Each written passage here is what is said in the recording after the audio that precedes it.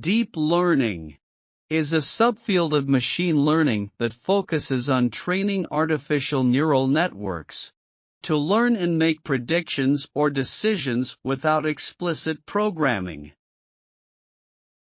It is inspired by the structure and function of the human brain, particularly its interconnected network of neurons.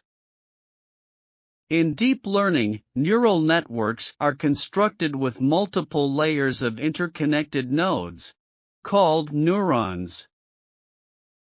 These networks are often referred to as deep neural networks (DNNs) because of their depth, which means they have many layers between the input and output layers.